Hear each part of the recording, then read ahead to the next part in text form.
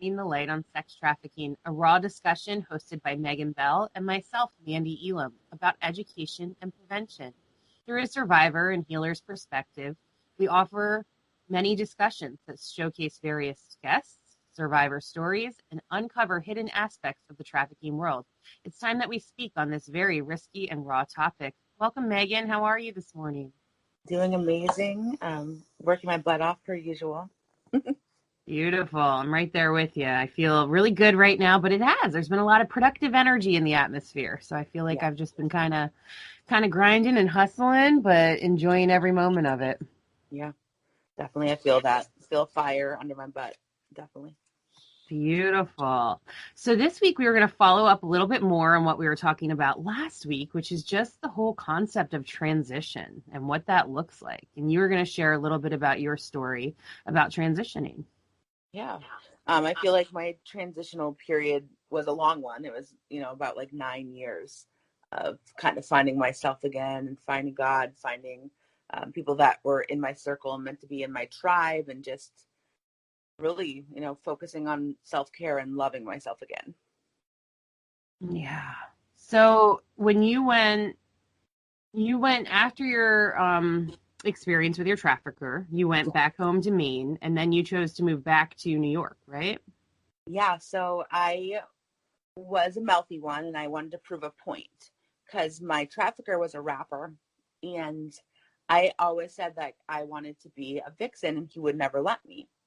Like video girl. Vixen is like a video girl in rap videos and whatnot. So that was my goal. And whenever I put my full self into something, it's done. So I was like, I'm going to move back to New York. And the girl that I actually hung out with when I met my trafficker invited me to move back to New York with her and her sugar daddy in Manhattan. And I was kind of like her assistant. So that's how I was able to move back to New York. And then I was able to model on the side as far as like video vixen modeling. And that, like I said, was all to prove a point. It wasn't out of something I really wanted to do. It was just like, hey, I'm going to make it. I'm going to meet all like the big wigs in the hip hop industry and make it further than my trafficker. It's kind of funny that. I honor that. And I know it's uncomfortable and hard to share. I was in a situation probably around the same age, and I was in an abusive relationship in upstate New York in the Saratoga area. Mm-hmm. And I broke up with him because he was cheating on me with like over 100 women he met on Craigslist. It was really bad. I like found it all on his computer. Oh, and I broke up with him, but my self-worth was so low at the time, and I didn't know what else to do, and there was a recession happening, and there was just a lot of different energies, and I left him and moved down to New Jersey to get away to stay with my grandmother. And when I came, and then after like a few months, I was having a really hard time finding a job and finding work, and I needed to make some money. And I had already had a job back with my ex, not with him, but where I lived with him in upstate New York as a substitute teacher. And I was getting calls every day to teach. And he was still trying to contact me and tell me that there were things wrong with him and he just needed help and therapy and all these things. And because I was so broken and such a shell of myself, I felt like, well, maybe that's my call. Like I'm meant to help him and I'm meant to, help make a difference here. And so I ended up getting back together with him. And everybody's like, are you kidding me? How could you ever do that? And I'm like, well, I had zero self-worth and zero money at the time. And he was away traveling for work, and I was able to go back up to our apartment and substitute teach and make some money. And I did end up leaving him because his sex addiction ended up turning into severe alcoholism. So I did end up leaving him for good about a year and a half, I think, after that. But I can understand, the ebbs and flows of transitional period and feeling like there isn't many other options, or like what you started, you have to finish when you're in that sense of self-worth or lacking thereof of self-worth. Yeah, and I at that time I didn't want to live in Maine. Like I was not ready to live back home, and I just wanted to go back and prove a point. And I did, and I ended up with the wrong people again. Still addicted to cocaine and doing e-pills and partying and going out with her. She was on a reality show, so she had a lot of ins with the clubs and with drug dealers and all that. So it wasn't honestly like the best situation for me to go and live there again. We always fought. She was very abusive emotionally. And I was still with my sugar daddy, he was one of the clients that I had when I was trafficked. And he was like one of the only um, clients that I felt safe with ever. And he used to have me for the whole weekend, like girlfriend experience is what he wanted. Um, he couldn't have sex because he was older. And he was kind of like my dad in like a weird way. He's the one that financially helped me through the whole transition period from me, moving back to New York all the way up until when I started to have my own job and bartend. And that's why I would say bartending saved my life, because it really did. It got me out of that whole scene, out of the vixen scene, out of the sugar daddy scene, and out of the drugs, because they had to drug test me. So that was my transition period, was probably 2 years, 2 to 3. I can't even remember, honestly, like 2 to 3 years when I was with my sugar daddy. And it was just up and down. He would give me like $5,000 a month, bought me a BMW, but controlled me still. So it was kind of like I was still with my trafficker, but I wasn't, because obviously I didn't have sex with him at all. It was just more of like dating, kissing, hugging, buying gifts, going on vacations. He just wanted that companionship, and I was that person. But he was extremely controlling. He would, like, if I didn't come over as soon as he said to come over, it'd be like a huge fight. Like, you're not gonna go back to Maine. Like, you're not gonna have any financial help from me anymore. What are you gonna do? You're gonna be out on the streets. He was just super emotionally draining and controlling. And during my transitional period from Vixen to plus size modeling, I realized that the plus size models were getting more work, and they were getting paid, and they were dressed, and you didn't have to be out all night. So I decided for my sugar daddy to help me build my portfolio in order for me to get to an agency. So at the end of me and his relationship, it got pretty bad, because he knew that I got a bartending gig. I was doing visual merchandising, and I let Vixen World go. He knew that I was going to leave. So he actually took my BMW to a shop, and he was smart. He knew that I wouldn't be able to afford $5,000 up front, because I just started bartending. And he let them like pretty much salvage that BMW, but I let him go. And I'm happy that I still don't have the BMW now, honestly, to this day. But I'm happy that it went that way, pretty much.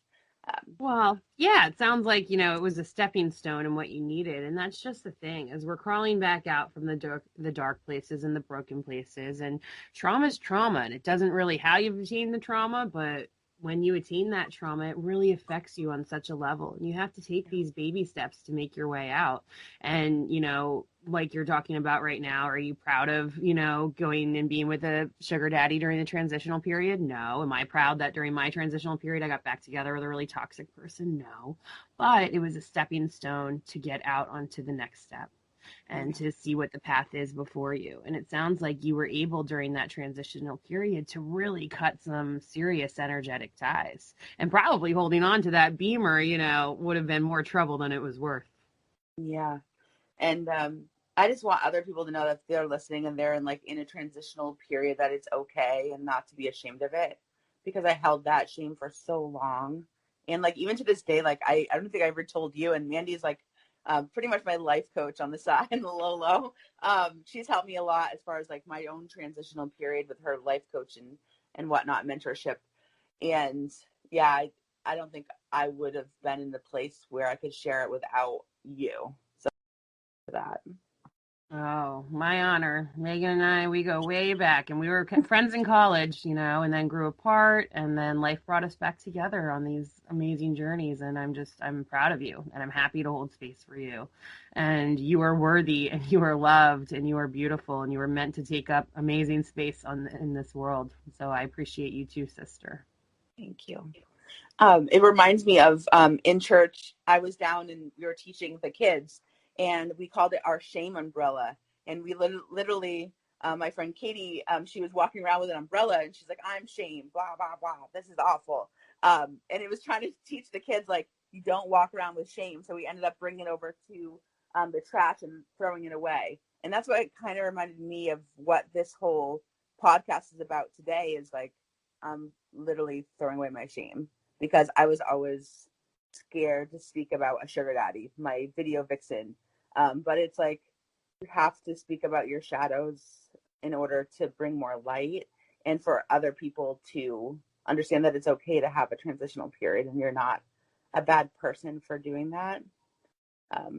So yeah. Absolutely. Absolutely. I love that concept of the shame umbrellas and throwing them out, especially because so much of our shame is based in religion and society and cultural conditioning and whatnot. And, how many people had grandparents that said, shame on you? Like True. it was such a common phrase, and shame operates at such a low, low vibrational level. It's like a 40 out of like 900 or something. Wow. And when we feel shameful, we don't light ourselves up and we aren't in line with our path and we aren't able to receive as much. So I think it's beautiful and it's important and it's incredible that, the kids are getting that conditioning or that rewiring in a church environment. That just warmed my heart. Yeah. And then after, we actually brought the kids into a room and they pretty much meditated and I spoke on them and pretty much affirmations like God loves me, I'm safe, like, and they were able to write it out in love letters to themselves, so they don't have any shame. It was a great Sunday. I had so much fun at church, and just to be a part of that, and kind of like a life circle for me, and just being able to speak today about my own shame and my own transitional period that I had, and now it's gone. So I feel lighter by sharing it. I love that. Yes. Feel the light. Everyone take a deep breath. So, Megan, you actually said you looked up the definition of transition. You want to share Yeah. that with us? So yeah, the transitional period is a process or a period of changing from one state or condition to the next. So, as for example, like mine is obviously trafficking to sugar daddies to normalcy to even like being a mom after that, and so on and so forth. And it's really important to have a transitional period, be okay with it, know who to speak to, know some meditation, points and stuff like that during that period. Transition is a hard thing, and in our life, in this world that we live in, no matter what kind of view you have on what it is, pretty much everyone can agree that the only thing constant is change. Mm-hmm. And most of us are in a constant stage of, things falling away and new things rising and growing and in this beautiful state of evolution. Charles Darwin said the species that survives is not the one who is the fastest or the strongest or the smartest. It's the one who has the ability to adapt most to change. And I believe very much when people have gone through a lot of pain and trauma and transition that there's often such purpose to that pain and there's a reason for it on their soul path. And though, we're often taught to feel shameful, a lot of people just in general with COVID going on right now, a lot of people are living at home with family members or giving up, jobs that they once had or changing careers entirely. And there's a lot of transition going on just in general. And it's not always an easy thing, but it can often be so worth it. And it is important to have those tools to help you to transcend through it. For me, connecting with spirit, my higher self, God, the angels, the universe, and just knowing everything's happening for my highest good as long as I'm giving it my best that day, it helps everything start to change. And if you can start to shift perspectives a little bit when it comes to change and transition, though it can be scary, it can also be one of the greatest adventures. And it's often where kind of the nuts and bolts of our growth and our spiritual journey end up being found. Yeah. It kind of gives you that time to reevaluate our priorities too, and to what's important at that time as well. Yeah.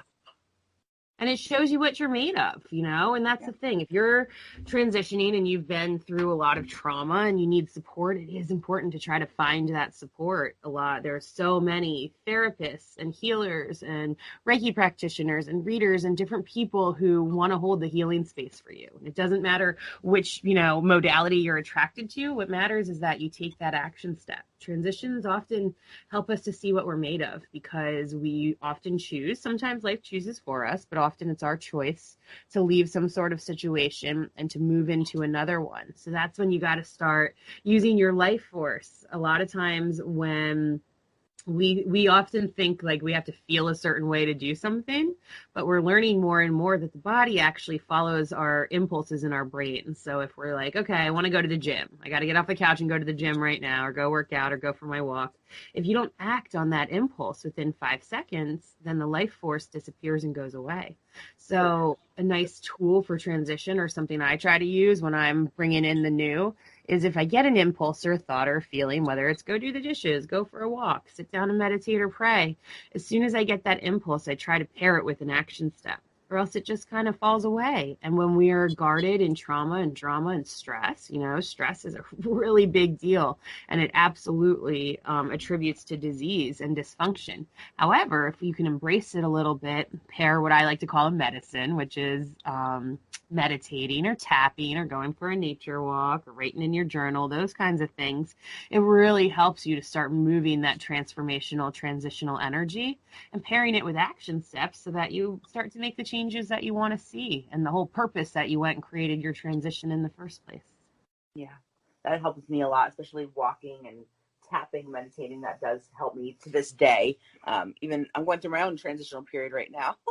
So you just never know when you're going to have it. But that was the biggest part of my life, was that transitional period right there that I spoke about. And I didn't have any self-care or medicine back then as far as self-love practices like meditating or tapping. I didn't do anything. So having that's now in my tool belt to share with others that are going through a transitional period is really important. So that's why I wanted to share it today. Yeah, and that's why I brought it up, because like most people don't have those tools. We are not taught that in school, in our religions and societies. It's this new terrain that we're navigating, but it's so amazing just how connected our mind, body, spirit, soul really are, and the little things you can do to help feel more alive again, to feel more at ease. If you're looking for resources, follow us, like us, subscribe to us, check us out. Heart Over Ego Radio. We're on all major podcast apps. We have a Facebook page and an Instagram page, and about, I think, 9 shows a week right now, with all kinds of wonderful healers and helpers and supports to help you along your journey. So, like we were just talking about, if you were feeling any sort of guilt or shame because you're not taking any action steps, or you're not sure what to do in your transitional period, reach out, because I'm sure we have lots of tips to help you along there. And guys, like, we are in instant gratification age, so anything you want, you got it, as long as you have internet, pretty much. You can YouTube a guided meditation or a breathing exercise. You can Google journal topics to write about. All right, how do I heal my mother wound? Like, that's a pretty intense one, but even if you want to start that, you can find anything that you want. So I always just encourage, the only way you can heal is if you help to heal yourself, and healers just trigger the ability within you to heal yourself. You have to always be the one to take the action steps, whether it's just a small step, like Maegan and I were talking about, like leaving in a toxic and abusive situation, and maybe we joined another one that wasn't as toxic, but it really makes a huge difference when you take those small steps.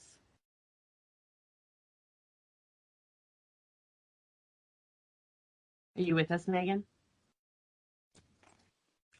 Seems like we may have lost Maegan, but that's okay. This was a beautiful. Oh, you're back.